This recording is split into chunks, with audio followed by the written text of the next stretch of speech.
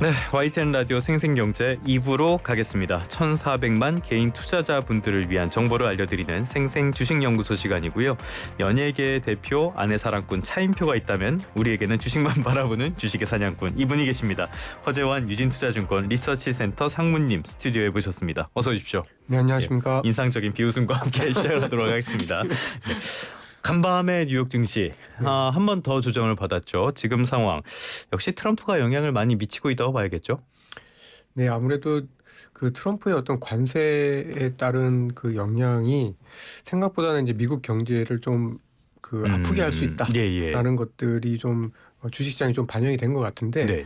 주가 흐름으로만 보면은 사실 이제 그 미국의 주가가 2월 그 중순부터 해서 한 10% 정도 빠졌었거든요. 네네네. 빠지고 한 3월 13일부터 해서 나름은 좀 그래도 반등을 한 2주 동안 했었습니다. 네. 그러면서 이제는 미국 시장 좀 그 비싼 것들 좀 많이 정리가 돼서 다시 들어가야 되지 않을까? 라는 이제 좀 사람들의 기대가 좀 있었고 일부에서도 이제 그런 기대들이 있었는데 이게 이제 자동차 관세 얘기 나오고 또 4월 2일 날 이제 관세 앞두고는 이게 관세가 계속해서 나올 거고 이런 게 이제 미국의 경제 또 미국의 소비자들한테 불리하게 작용을 할 수 있을 거다라는 걱정들로 반영이 되면서 다시 이제 주가가 많이 밀렸습니다. 네, 그래서 어떻게 보면 미국 시장이 아직은 바닥을 좀 못 찾은 거 아닌가라는 걱정들이 좀 진행이 되는 흐름들이 어제 오늘 이렇게 나타났던 것 같습니다. 그러게요. 어제 새벽에 블룸버그 쪽에서 트럼프가 자동차 관세 발표할 거다 이렇게 단독이 나오고 예고가 나온 다음에 거의 1시간 있다가 발표를 직접 했는데 역시 시간을 볼 줄 모르는 트럼프. 아무튼 간에 트럼프의 이야기는 관세를 통해서 미국의 자동차 산업을 강하게 하고 뭐 세금도 늘릴 것이고 이런 이야기들을 하고 있지 않습니까? 근데 막상 미국의 완성차 업체들은 주가가 뭐 거의 박살이 났어요. 왜 이러는 겁니까? 사실 미국의 자동차 업체들 뭐 예를 들면 가장 대표적인 게 GM인데요. GM이 미국의 공장이 있지만 사실은 이제 수입을 되게 많이 합니다. 네네네. 저희 한국 GM이 또 많이 수출하잖아요. 그렇죠. 그래서 이 GM 같은 경우에는 거의 60% 이상만 그러니까 60% 정도, 그러니까 정확하게는 한 55% 정도만 미국 내에서 생산을 하고 나머지 이제 45%는 수입을 하기 때문에 어떻게 보면 미국의 공장을 갖고 있는 도요타하고 혼다보다도 미국 내 생산 비중이 더 낮습니다. 하긴 세관자를 보니까 우리나라에서 미국으로 가는 뭐 차량 브랜드 이렇게 보면은 GM이 막 상위권에 있고 1위하고 막 그러잖아요. 이게 다 그 영향이군요. 그래서 GM 주가는 이제 오늘 아침에도 한 7% 정도 주가가 빠졌죠. GM 안 좋고 스텔란티스도 안 좋고 당연히 포드도 안 좋았는데 하나 눈에 띄는 데가 테슬라는 어제는 많이 빠졌지만은 오늘은 그래도 장 초반에는 꽤 오르다가 결국엔 상승분을 다 반납하긴 했어요. 강보합 정도로 끝났는데 뉴욕타임스 기사를 보니까 이 정책은 테슬라만 좋은 정책이다 뭐 이런 식의 평가도 하더라고요. 왜 이런 평가를 받는 겁니까? 테슬라는 거의 대부분 거의 90%, 99% 가까이 미국 내에서 생산을 하고 있기 때문입니다. 네네네. 그러니까 당연히 이제 자동차를 수입을 해서 그러니까 이제 포드나 GM은 말은 미국 자동차 업체지만 사실상은 그냥 OEM 업체라고 보시면 돼요. 의외로. 근데 테슬라 같은 경우에는 미국에서 생산하는 비중이 거의 100%에 가까우니까 실질적인 승자라고 볼 수 있는 게 맞는 거죠. 그래서 이제 주가도 오히려 이제 다른 업체들 주가 빠질 때 이제 혼자 오르다가 물론 이제 전체적인 미국 시장이 안 좋으니까 상승폭을 다 많이 반납해서 좀 끝나기는 했습니다. 근데 저는 이해가 안 되는 게 이렇게 해서 자동차 가격이 오르고 전반적인 자동차 구매 심리 자체가 꺾인다면 이건 테슬라에도 좋을 게 없는 뉴스 같다는 생각도 들거든요. 그러면 지금처럼 테슬라 가격 이 정도 밸류에이션을 형성하고 있을 때는 우리가 이걸 사야 될지 말아야 될지 접근을 어떻게 좀 봐야 됩니까? 근데 이제 이 테슬라는 좀 다르게 봐야 될 것 같아요. 그러니까 이제 테슬라를 그냥 전기차 업체로만 본다라고 하면 사실 지금 뭐 PER이 많이 떨어졌다고는 하지만 뭐 88배, 85배 뭐 이 정도로 좀 기여를 하고 있는데 그 정도라고 하면은 여전히 좀 비싼 거죠. 근데 이제 이 밸류에이션에는 이 테슬라가 단순히 전기차 업체가 아니라 앞으로 자율주행도 하고 로봇도 하고 그래서 언젠가는 미국의 경제를 선도하는 뭐 애플이나 뭐 그 알파벳이나 이제 이런 업체로 이제 바뀔 수 있다. 라는 기대감이 좀 반영이 된 것 같습니다. 예. 그래서 사실 이제 지금의 어떤 전기차로만 봐서의 어떤 테슬라의 가치와 앞으로 미래에 변할 수 있는 테슬라에 대한 모습을 반영한 가치는 분명히 좀 다를 수밖에 없는 거고요. 네. 다만 이제 투자자분들 입장에서 봤을 때는 사실 그런 미래가 분명히 이제 가능성은 있는 건 맞고 다른 미국의 M7 업체들 중에서 상당히 잘하고 있는 것도 맞는데 예.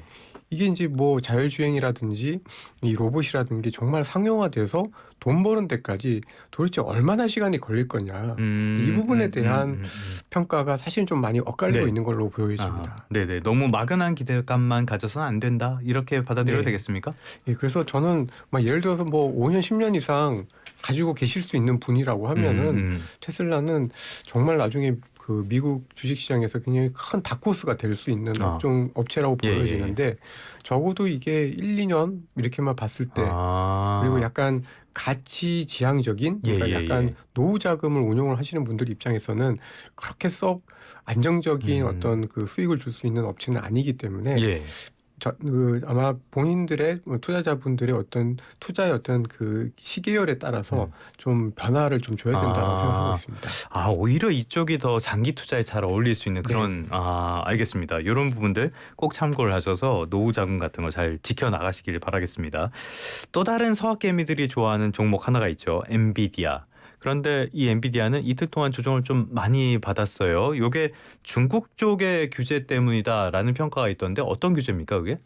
중국 정부가 그 엔비디아의 반도체, 그러니까 이제 H20이라고 해서요. 좀 사양이 조금 낮은 거긴 한데 이거가 자기네들의 어떤 그 환경 규제 또는 에너지 효율 규제에 부합하지 않는다라고 해서 수입을 금지한다. 또는 이제 뭐 그 중국의 이제 그 다른 업체들한테 수입을 좀 자제해라라고 이제 그 권고를 하면서 이게 좀 문제가 좀 된 것 같은데 요거는 좀 이게 좀 그 어떻게 보면 중국 입장에서는 결국 하웨이를 살리기 위한 그런 느낌이 들더라고요. 그리고 사실 이제 이럴 수가 있다라는 것 자체는 또 하웨이가 그만큼 경쟁력이 올라왔다라는 의미도 있거든요. 우리 걸로 해볼만 하다. 그러니까 전혀 이제 이게 비교 대상이 안 된다라고 하면 그렇게까지 못했을 텐데. 그래서 사실 이거는 좀 저는 뉴스를 보고 조금 섬찟하긴 했습니다. 하웨이 기술이 물론 엔비디아 칩 중에서도 이제 약간 사양이 낮은 거긴 하지만 저렇게까지도 올라왔나? 라는 생각이 좀 들면서 좀 놀랍기도 하고. 그래도 요즘 뭐 딥시크를 비롯해서 뭐 요즘 뭐 BYD도 뭐 470km 깜짝 놀랐어요. 그래서 이게 중국의 기술력이 이게 뭐 단순히 전기차 뭐 그다음에 AI 이것뿐만 아니라 이제는 반도체도 좀 많이 올라왔나 이런 느낌이 좀 들어서 약간 좀 섬찟하긴 했었습니다. 그럼 일단 중국이 그렇고 미국 내에서는 엔비디아 니네 중국에 칩 팔지 마 계속 압박이 이어지고 있잖아요. 그럼 이런 상황이라면은 엔비디아 주가는 당분간 어떤 탄력 같은 걸 받기는 어려운 상황 아닌 겁니까?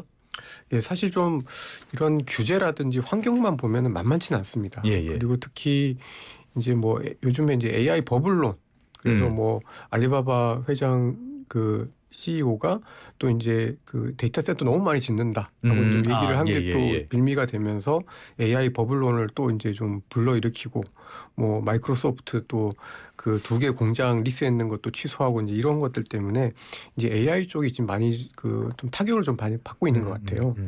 근데 이제 제가 봤을 때는 지금 엔비디아 주가가 많이 싸지긴 했거든요. 그러니까 지금 PER 기준으로는 이제 24배인데 테슬라보다 훨씬 싸네요. 어찌됐건. 그럼요. 그러니까 이제 작년 말 같은 경우에 엔비디아 주가의 밸류에이션이 한 40배 이 정도 됐었는데 지금 이제 24배니까 사실은 굉장히 많이 싸졌습니다. 그래서 저는 저 같으면 엔비디아는 상반기 중에 지금 당장인지는 잘 모르겠지만 상반기 중에는 사볼 만한 가격은 분명히 되었다라고 좀 생각이 좀 들고 당연히 지금 환경은 AI 버블론 때문에 좀 쉽지 않은 상황이긴 하지만 그래도 이 엔비디아가 갖고 있는 어떤 그 반도체 업계 특히 AI 어떤 상징을 감안한다라고 하면 저는 그래도 지금 정도 주가에서는 크게 더 밀리진 않을 거다라고 생각을 하고 있습니다. 여윳돈이 얼마나 있더라. 아무튼 조금 봐야겠습니다. 관세 여파로 또 뒤숭숭한 부분들, 원자재 부분들이 또 뒤숭숭하잖아요. 앞서도 조금 말씀을 드렸는데 닥터코퍼, 구리값이 또 오른다고 해요. 이거는 뭐 경기 상황을 생각하면 올해 상황은 아닌 것 같은데 왜 오르는 겁니까? 그러니까 이게 저도 조금 이해가 안 되는 부분들이 예. 분명히 좀 있는 것 같은데, 근데 이제 핵심만 말씀드리면 이게 이제 관세 때문에 각국의 국가들이 지금 상황이 안 좋아질 수밖에 없잖아요. 네네네. 근데 그러다 보니까 지금 뭐 독일도 재정을 푼다 그러고 중국도 소비 진작책 한다 그러고 예. 그러다 보니까 사실은 의외로 이 그 세계 경기가 미국 때문에 트럼프의 관세 정책 때문에 부양책을 더 많이 쓰고 있는 것 같습니다. 아, 네네네. 그러니까 물론 이제 그 구리에 대해서 또 관세를 한다고 하니까 일부 이제 선취매, 그러니까 뭐 영어로 하면 프론트 로딩이라고 하죠. 이제 재고를 빨리 예. 축적하기 위해서 뭐 산업 수요들도 있고 또 구리 광산 쪽에서 요즘 그 이 뭐라 그러나요? 이제 광산 채굴이 좀 잘 안 돼 가지고 네, 뭐 그 공급이 얘기는 많이 부족한 봤어요. 얘기들도 좀 예. 있는데 사실 뭐 그 얘기는 뭐 어제 오늘 일은 그렇죠. 아닌 예. 거고 최근 들어서 그러면 이 수요를 땡길 수 있는 요인이 뭔가를 생각을 해보면 결국은 유럽이나 중국 특히 미국의 관세 때문에 피해가 클 수 있는 나라들의 자국책 덕분에 의외로 이제 이 구리에 대한 수요가 또 나름은 좀 견고하게 예. 유지가 되고 있는 게 아닌가라고 좀 보여집니다. 그런 흐름으로 갈까요? 잘 모르겠네요, 이거는. 이거 저도 사실 이 부분은 조금 더 지켜봐야 될 것 같다라고 좀 보고 있는데 예. 어쨌든 이게 단순히 그 관세 영향이라고 하면은 사실은 그 뒤에는 결국은 수요가 위축이 될 수밖에 없는데도 예. 불구하고 최근에 구리 가격이 굉장히 좀 잘 버티고 있다라는 거는 생각보다 어쨌든 세계 경기 쪽에서 그렇게 나쁘지 않다 또는 어떤 구리라든지 이런 데에 대한 어떤 공급이나 수급의 상황이 나쁘지 않다라는 걸 의미를 하는 예. 거기 때문에 사실은 요거는 좀 뭐 나름은 그래도 저희가 이제 좀 긍정적으로 볼 수 있는 신호다 이렇게 저는 좀 평가를 하고 있습니다. 알겠습니다. 닥터 코퍼의 흐름도 잘 지켜오면은 세계 경기의 흐름도 어느 정도 감을 잡으실 수 있을 것 같고요. 자, 이번에는 그러면 개별 종목으로 한번 들어가 볼까요? 최근에 상장 폐지 위기에 몰린 기업들이 많이 늘고 있다 이런 이야기 나오잖아요. 최근에 논란이 굉장히 컸던 기업이 있습니다. 2차 전지 업체로 변신하겠다라고 선언을 해서 시가총액이 10조 원까지 갔던 금양. 이 회사에 대한 이야기 해보려고 하는데요. 지금 상장 폐지 이야기까지 나와요. 어떤 상황입니까? 예, 사실 이제 이 금양이 저희도 이제 기억을 하기로는 이제 2023년 5월이었나요? 예. 그때 이제 아마 시가총액이 이제 10조 원 정도까지 가면서 뭐 네. 어마어마했었죠. 그때 사실 영업이익이 뭐 한 300억, 400억 요 정도였던 것 같은데 그러니까요. 예. 이제 어마어마하게 갔었는데 그때 당시에 이제 이 금양이 뭘 하려고 했었냐면 몽골에서 이 리튬 광산을 살려고 했었습니다. 아, 네네네. 실제로 샀죠. 예. 근데 그 광산이 채굴이 안 된 거예요. 아, 네.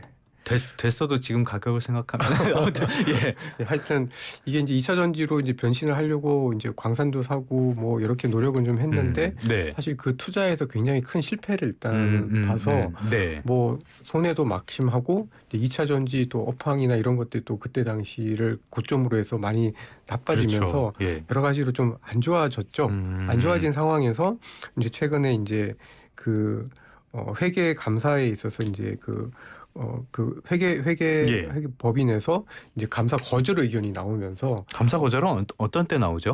그러니까 이거를 회계를 네. 못 믿겠다. 아. 평가를 할 수 없다라고 네네네. 할 때 이제 나오는 거니까. 니네 못 믿겠다, 니네가 한 거. 예, 예. 그래서 사실은 이제 이러다 보니 이거는 회사가 굉장히 좀 심각한 문제가 있고 그러다 보니 이제 상장 폐지 이야기까지 예. 나오고 있는 상황이다. 이렇게 좀 봐야 될 것 같습니다. 감사 의견 거절을 받았다. 이러면은 사실은 회사가 뭐 막장으로 가고 있다 이런 느낌이 좀 오잖아요. 이 회사 상장 유지 가능성은 어떻게 보고 계세요? 만약 그리고 상장 폐지가 된다면은 이 주식은 어떻게 되는 겁니까? 그러니까 상장 폐지되면 이게 이제 물론 상장 폐지가 두 가지 경우가 있습니다. 이게 자진해서 상장 폐지하는 경우가 있고, 그때는 사주고 이렇게 폐지하는 거죠. 맞습니다. 예, 예. 그리고 그냥 이제 정말 기업이 어려워서 이제 상장 폐지가 됐을 경우에는 정말 안타깝지만 정말 휴지 조각이 되는 거죠. 그래서 굉장히 좀 주주 입장에서는 뭐 최악의 시나리오다 이렇게 좀 봐야 될 것 같습니다. 네.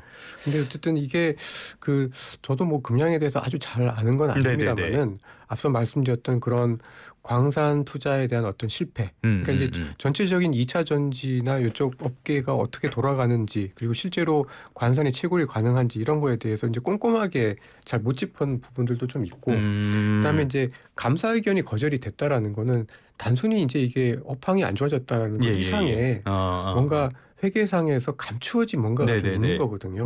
근데 이제 계속해서 이제 얘기가 나오고 있는 거는 이 금양의 회장님이 이 광산을 사긴 했는데 그 광산에서 샀던 그 금액 중에 상당 부분을 이제 다르게 썼다라는 의혹들, 그리고 그런 것들이 계속 이제 회계 보고서 내에서 이제 감지가 되다 보니까 이거는 사실 이제 뭐 업황이 안 좋은 거는 안 좋은 건데, 거기에다가 어떻게 보면 약간 부정회계 또는 뭐 나쁘게 얘기하면 이제 돈을 이제 어떤 명목하에 이제 산다라고 해놓고 이제 사유적으로 썼던 이런 것들이 좀 언론 그런 의혹들이 좀 있다 보니까 상당히 좀 안 좋은, 그리고 굉장히 좀 질이 나쁜 상황이다, 이렇게 좀 봐야 될 것 같습니다. 그렇네요. 좋은 소식이 하나도 없네요.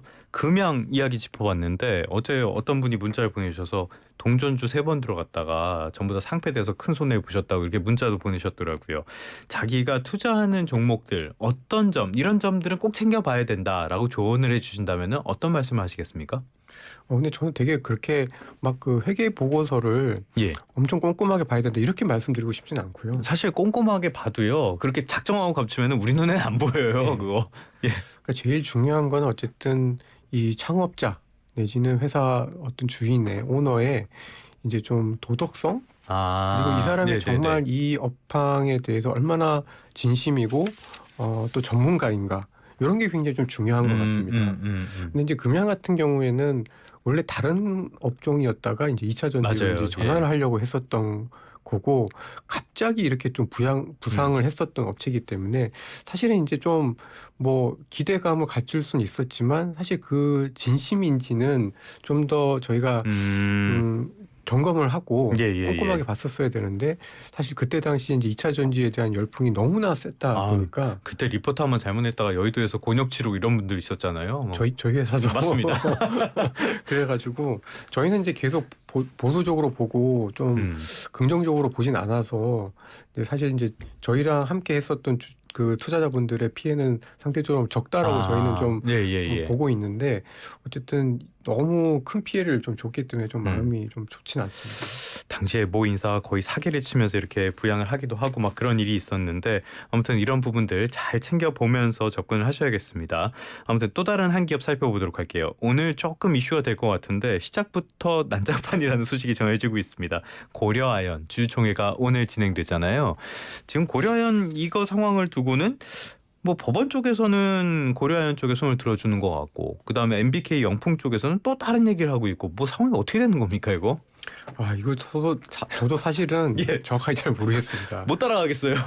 그리고 어떻게 보면 약간 좀 그 MBK 쪽이 조금 더 유리한, 그러니까 이제 약간 그래도 잘하는 기업에 손을 좀 들어주자라는 쪽에서 그 고려아연 쪽이 조금 더 유리하다 할 거다라는 예측들이 사실 좀 많았고, 그 전까지도 좀 그런 의견이었는데, 사실 정확하게는 지금 뭐 판단 내리기가 굉장히 좀 어려운 걸로 좀 보여집니다. 그러니까 근데 이제 저는 이제 좀 말씀드리고 싶은 게, 요런 어떤 그 지분 관계에 대한 싸움이 있으면 사실은 이제 그 주가를 올려야 되기 때문에 사실 굉장히 좀 시세가 많이 나기도 하고 기회가 생기는데, 이런데 잘못 들어가면 엄청 마음고생을 많이 하거든요. 회사의 정말 본질적인 가치와는 전혀 관계없이 이게 이제 어떤 법정 공방에 따라서 이제 갈릴 수가 있기 때문에, 저는 가능하면 이런 업종은 좀 피하시라는 말씀을 좀 드리고 싶고,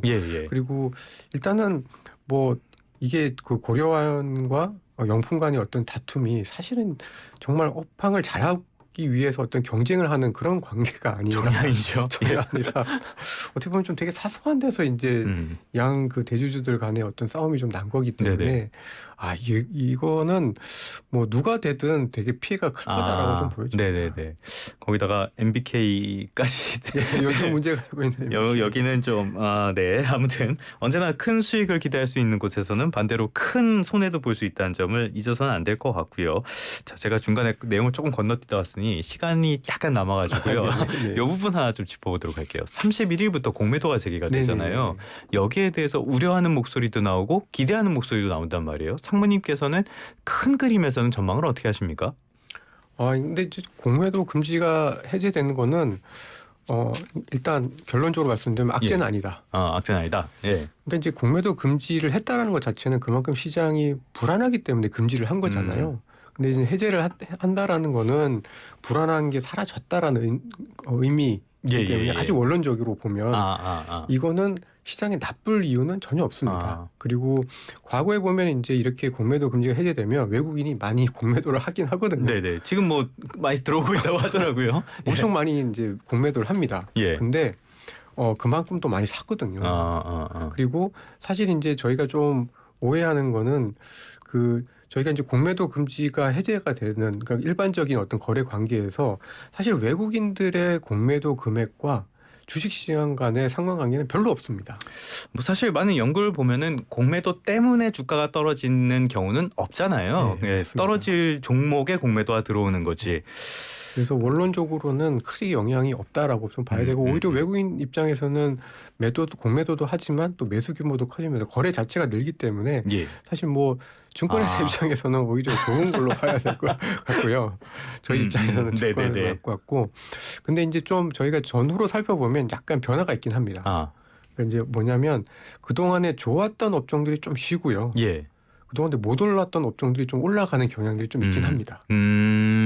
그래서 이 공매도 금지 전후로 해서 너무 좀 많이 떨어진 업종들, 그동안에 좀 많이 소외가 됐던 업종들은 좀 관심 있게 좀 보시고 사실 그 사이에 또 좀 많이 올랐던 업종들 뭐 이런 업종들은 조금 쉬어갈 수 있는 빌미는 분명히 주는데 이게 한 달에서 두 달 지나면 다 원자리로 거의 대부분 돌아간다. 이렇게 보시면 될 것 같습니다. 뭐 그게 효율적 시장이니까요. 알겠습니다. 지금까지 허재환 유진투자증권 리서치센터 상무님과 함께 주식시장의 다양한 이슈들 점검해봤습니다. 오늘 말씀도 고맙습니다. 네, 감사합니다.